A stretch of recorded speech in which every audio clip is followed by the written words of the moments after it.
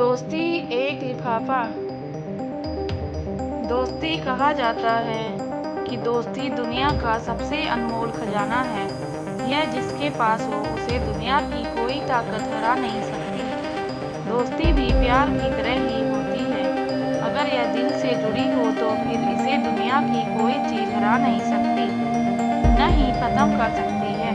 प्यार के बाद दोस्ती या प्यार से पहले दोस्ती आती है, यह तो एक अलग बात है। पर आप जिसको ज्यादा महत्व देते हैं वह ही पहले है। मैं तनहा ऐसा ही मानता हूँ, बल्कि कोई भी रिश्ता वह ही पहले है जिसे आप महत्व देना चाहते हैं या देते हैं।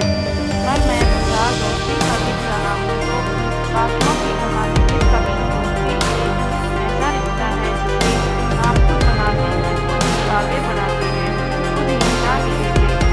अब दोस्ती जरूरी नहीं कि कभी पक्की हो। जब आप हम मन हो या किसी से भी हो सकती है, कभी भी हो सकती है। यह कहानी भी ऐसे ही दो दोस्तों की है। तो पहले मैं इन दोनों के बारे में थोड़ा आपको बता देता हूँ।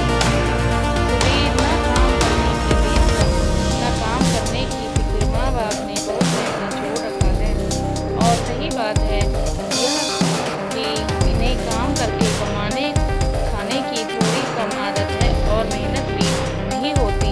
तो जो भी पैसा माँ बाप ने कमाया है उसे ही इस्तेमाल करके अपना जीवन हंसी खुशी निकाल रहा है। दूसरा रघु पढ़ा लिखा पर कोई नौकरी देने को तैयार नहीं। माँ बाप दोनों ही भगवान को प्यारे हो चुके हैं और जिंदगी से लड़ने के लिए छोड़ गए रघु को। इन दोनों की दोस्ती की भी अजीब कहानी है। इन दोनों की दोस्ती रेड लाइट पर हुई थी। जब एक बार सुधीर अपनी कार से रात को ज्यादा पीकर रेड लाइट पर ही सो गया था, तब रघु ने उसे होश दिलाया उठाया और उसी दिन से सुधीर जब भी उस लाइट से गुजरता रघु से मिलकर जाता था। ऐसे ही इनकी दोस्ती न जाने कब जान से प्यारी हो गई, पता ही नहीं चला। अब आपके दिमाग में एक सवाल और होगा, ये रघु ज्यादातर रेड लाइट पर ही क्यों मिलता है? अरे भाई, यह भिखारी है जो और 4-5 लोगों के साथ मिलकर यह काम करता है और अपने साथियों का पेट भरता है। एक दिन सुधीर ने रघु से कहा, यार रघु, मैं बहुत दिनों से एक बात कहना चाह रहा था, तुमसे सोचा आज कह दूं। रघु, सुधीर, जानता हूँ तू क्या कहना चाहता है। यही ना कि मैं यह सब छोड़ दूं और तेरे साथ रहने लगूं। सुधीर, जब जानता है तो मेरे साथ क्यों नहीं रहता? रघु, यार मैं यहाँ खुश हूँ और मैंने बहुत दुनिया देखी है और फिर इन सबको कौन देखेगा? इनका मेरे सिवा और कोई नहीं है। मेरा तेरे सिवा अब कौन है?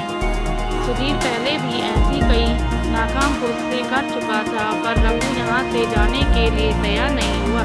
फिर सुधीर ने इस बात को खत्म करते हुए कहा, अच्छा चल कोई बात नहीं, यह बात तेरी मान ली, पर तुझे भी यार मेरी एक बात माननी पड़ेगी। रघु, हाँ, इसके अलावा कोई भी बात मान लूंगा, तू एक बात बोल। सुधीर, मेरा मन है कि हम दोनों एक साथ पार्टी अटेंड करें, खूब नाचेंगे और पिएंगे। रघु, ऐसे तो मैं कभी पी नहीं, तुझे पता है, और यह डांस पार्टी वगैरह भी अच्छी नहीं लगती, पर तुम बेहतर है तो तेरे साथ एक बार जरूर चलूंगा। पर कहते कहते रघु रुक गए। सुधीर भी समझ गया था रघु की यह किंतु पर क्या है। वह बहुत गरीब है और उसके पास ऐसे कपड़े भी नहीं हैं कि वो उसके साथ पार्टी में जा सके। सुधीर, यार आप पर मत लगा, मुझे भी पता है कि तू क्या सोच रहा है। उसकी बात की फिक्र मत कर, बाकी सब मुझ पर छोड़ दे। बस फिर क्या था, सुधीर रघु को अगली रात अपने साथ एकदम हीरो बनाकर ले गया और दोनों ने वहाँ खूब धमाल मचाए। रघु ने भी सुधीर के कहने पर थोड़ी पी ली थी और बहक गया था, पर दोनों ने खूब मस्ती की, खूब नाचे। और फिर सुधीर रघु से बोला, चल यार आज तू मेरे घर चल, वहीं सो जाना। रघु, नहीं यार, आज मैंने तो बहुत खा पी ली, पर न जाने मेरे उन साथियों का क्या हुआ होगा, उन्हें आज भर पेट खाना भी मिला होगा या नहीं। मुझे अब चलना चाहिए। सुधीर के लाख समझाने के बाद भी रघु नहीं माना, तो सुधीर खुद ही उसे रेड लाइट पर छोड़ आया और जबरदस्ती उन सबके लिए खाना भी दे दिया। यहाँ रघु ने भी सुधीर की बात मान ली और सबको खाना बांट दिया। ऐसे ही कहानी आगे आगे चलती रही और दोनों की दोस्ती गहरी होती गई। पर एक दिन सुधीर का एक आदमी रघु के पास आया और बोला कि सुधीर की तबीयत अचानक बहुत खराब हो गई है और वह आखिरी स्टेज पर है। उसकी दोनों किडनी खराब हो गई है ज़्यादा शराब पीने से। रघु अस्पताल पहुंचा तो पता चला कि उसकी जान बचाई जा सकती है अगर किसी की किडनी उसकी किडनी से मिल जाए। रघु के टेस्ट कराने के बाद पता चला कि रघु की किडनी सुधीर की किडनी से मिल गई है और रघु के लिए जीवन दान बन सकता है। डॉक्टर से बात करके रघु ने ऑपरेशन की डेट ली और सुधीर से मिलने उसके रूम में गया। सुधीर यार, मैं तुझे ही याद कर रहा था। सोचा अगर तुझसे मिलने बिना मर गया तो मेरी आत्मा को शांति नहीं मिलेगी। रघु, अब तू ज़्यादा मत बोल। तुझे डॉक्टर्स ने कम बात करने के लिए बोला है और तुझे कुछ नहीं होगा।